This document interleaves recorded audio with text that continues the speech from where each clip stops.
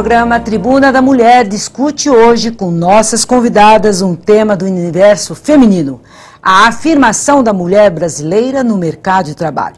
A Constituição brasileira de 1988, como se sabe, proíbe a diferença de salário.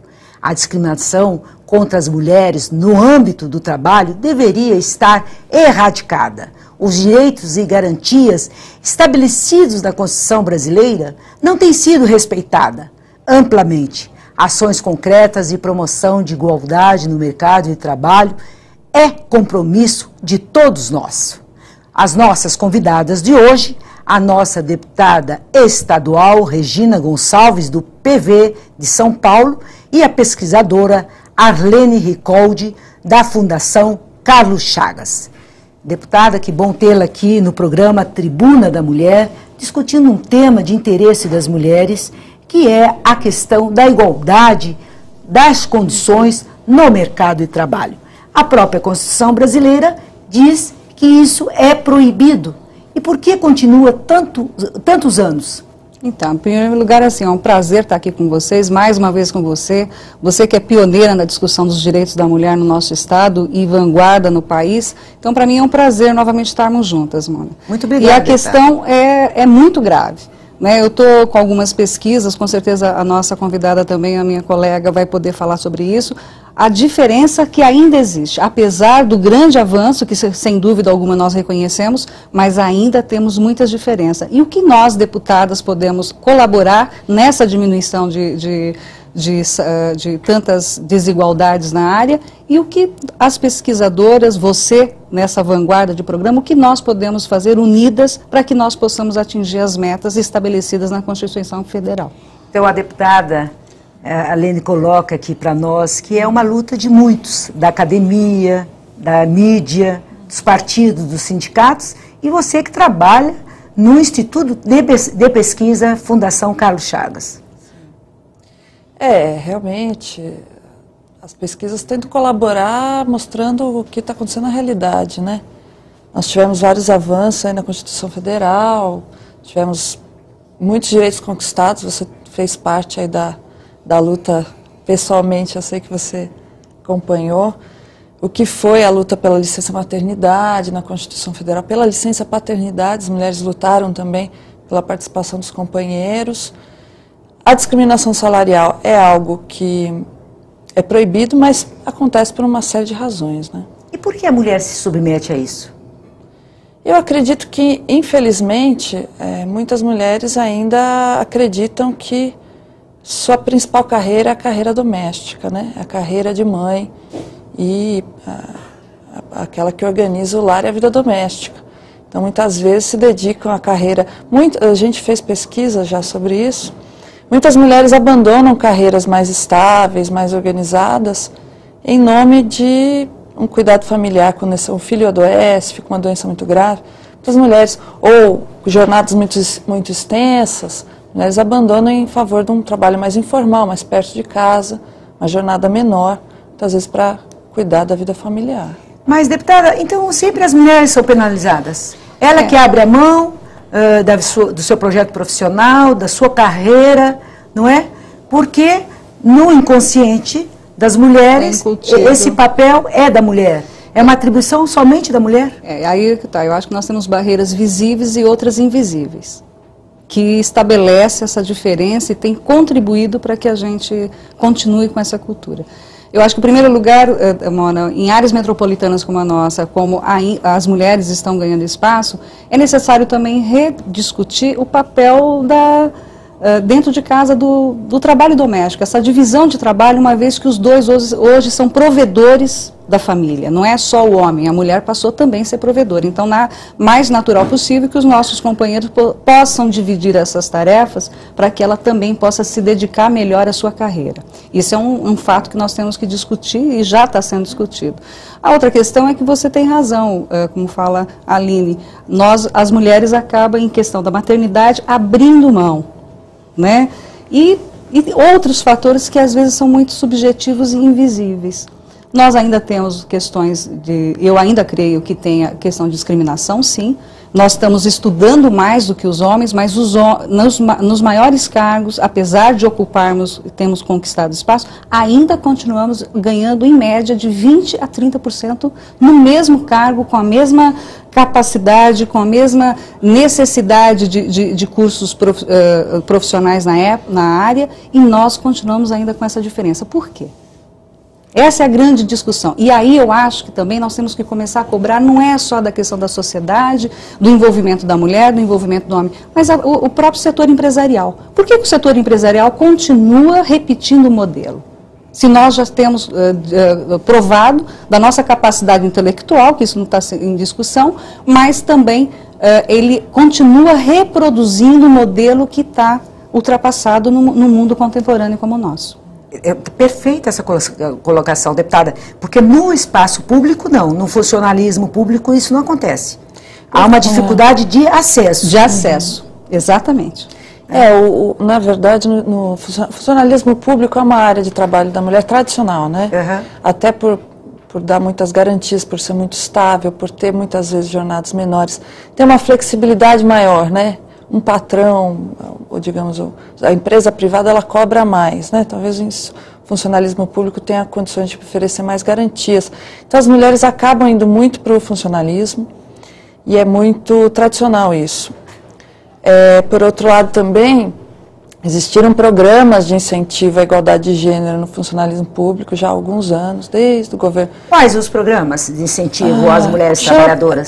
Programas de igualdade de gênero mesmo, que olhava, eu não acompanho se eles ainda existem, mas também no começo do governo Fernando Henrique já havia uma ideia justamente de implementação daquela Convenção 111 de Igualdade no Trabalho, da OIT. Da OIT, né? Havia essa intenção de incentivar a igualdade de gênero. Então, há alguns lugares no funcionalismo aí que há um incentivo, né? Algumas áreas como o setor bancário, né? A gente tem que ver também que, primeiro, está assim mudando, né? Acho que a deputada falou bem, acentuou essa questão. Nós temos uma mudança em curso muito grande. As mulheres estão virando mais chefes de família, elas estão virando provedoras sem a presença do companheiro. E com o aumento da escolaridade, quanto mais a mulher se escolariza, mais ela ganha bem, né? O salário, em média, aumenta. E quando ela começa a ter um salário melhor, ela começa a também priorizar a carreira profissional. Aí a questão da família, que a gente chama da articulação entre a família e o trabalho, da conciliação, acaba ficando mais grave.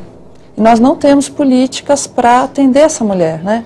Políticas de creche até hoje nós não temos uma política de creche adequada. Mas a senhora, como pesquisadora de um instituto super sério, que é o Carlos Chagas, a nossa discussão aqui, que essa mulher, como a deputada acabou de colocar, ela está muito preparada, não é? Ela tem mais diplomas que o homem. E por que ela continua ainda se submetendo a condições desiguais? Eu acho que ela não tem muita escolha, né? Dizer que ela se submete como se ela tivesse, né, assim, uma situação passiva, eu acho que não é necessariamente o caso.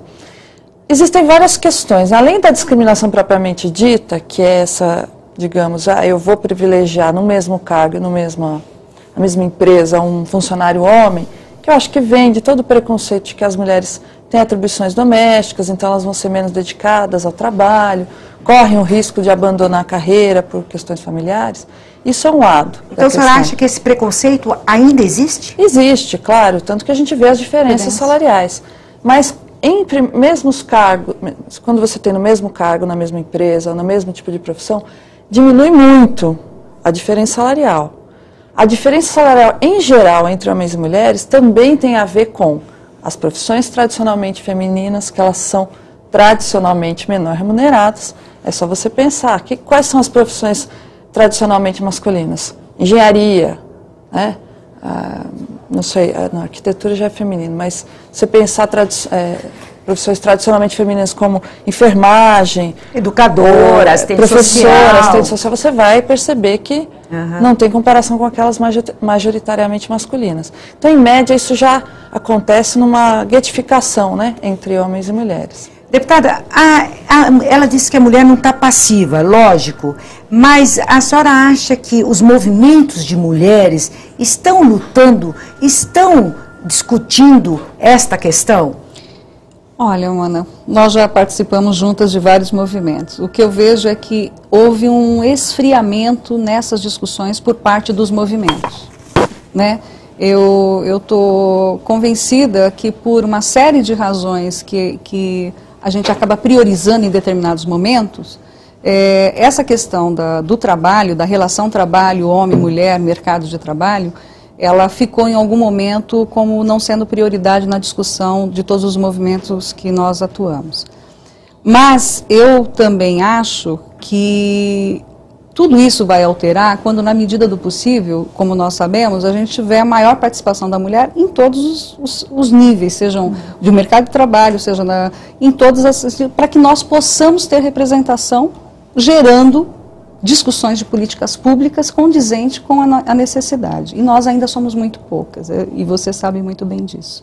Então, mas eu acho que o mercado de trabalho feminino, ele está pouco discutido. Eu acho que nós temos inúmeras pesquisas, e nós temos, os institutos têm se dedicado muito a isso, mas eu acho que nós não estamos discutindo a fundo os dados dessas pesquisas dentro dos movimentos. E eu acho que talvez fosse o momento da gente discutir isso. Ótimo, porque a senhora hoje, deputada desta casa, pode chamar uma audiência pública para discutir essa questão, mas com as suas comissões, e dar visibilidade a essa realidade tão penosa das mulheres trabalhadoras. Então, por exemplo, eu estava lendo uma pesquisa que me chegou a mãos, e estava falando que assim, a projeção de nós erradicarmos essa diferença salarial é daqui 30 anos. Né? Então, eu disse, nossa, mas daqui 30 anos ainda, é muito tempo, né? Então, eu acho que nós temos que provocar essa discussão para que a gente traga novamente os movimentos envolvidos, sensibilizar esses movimentos, para que esse assunto não pode estar desassociado com as outras demandas tão necessárias também na luta dos direitos da mulher. Eu acho que provocar essa discussão, um instituto como o Carlos Chagas, com os sindicatos, com as empresas, com as mulheres trabalhadoras, com o parlamento hoje aqui do Estado de São Paulo, e dar visibilidade a essa discussão. É verdade.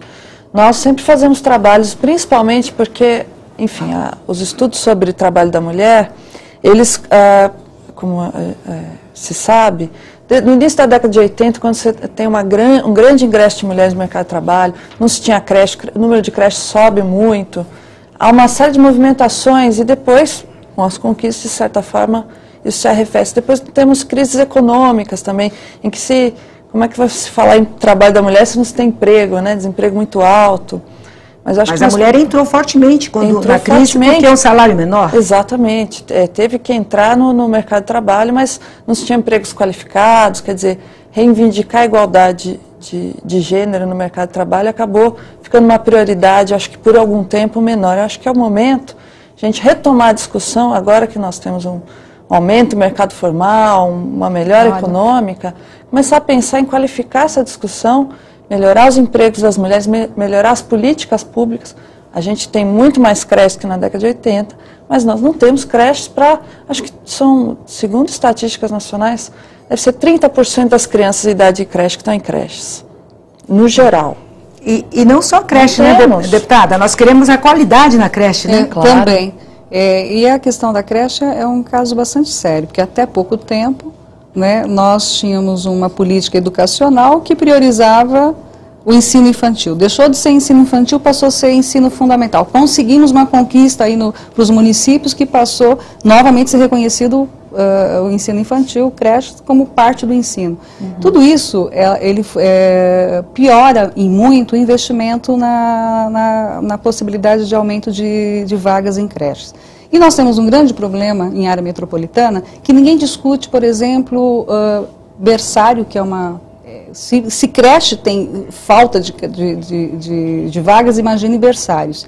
E é um grande problema para cidades como São Paulo, por exemplo, especificamente, áreas metropolitanas. Nós estamos aí, neste momento, discutindo a implantação da região metropolitana, e nós vamos ter condições de estar discutindo isso. Quer dizer, nós vamos ter aí o conselho que vai ser formado pelos 39 prefeitos, que vai ter que vir à tona essas discussões de políticas sistemas, públicas. Lógico. Em áreas metropolitanas não dá para você imaginar que a relação de trabalho desta mulher vai ser a mesma que uma relação de trabalho de uma cidade onde ela sequer precisa pegar o transporte público para chegar até seu trabalho, né?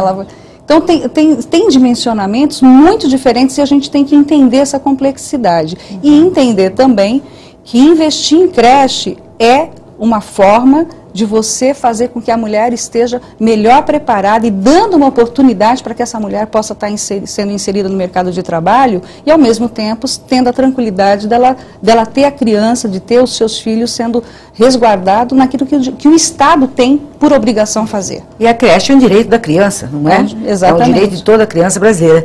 Agora, a senhora disse um pouco que a mulher falta mais, que a mulher se dedica mais à família. E ainda esse preconceito em relação à mulher trabalhadora.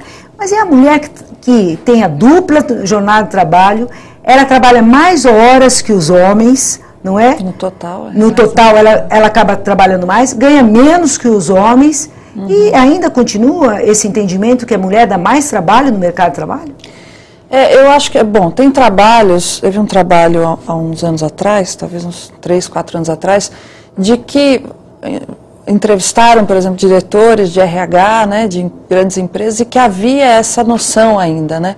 Mas também há trabalhos que dizem que não, que, na verdade, estatisticamente, o custo do trabalho de homens e mulheres para o empregador é praticamente o mesmo.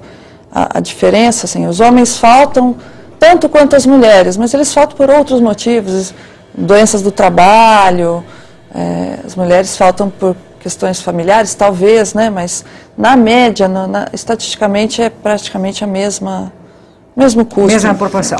Mesmo a mulher falta tanto quanto o homem, e isso. É um estigma. E a licença maternidade, que é também um grande preconceito, a mulher vai ter que sair de licença maternidade. Mas, ora, a Previdência paga essa licença maternidade, o empregador não tem nenhum custo.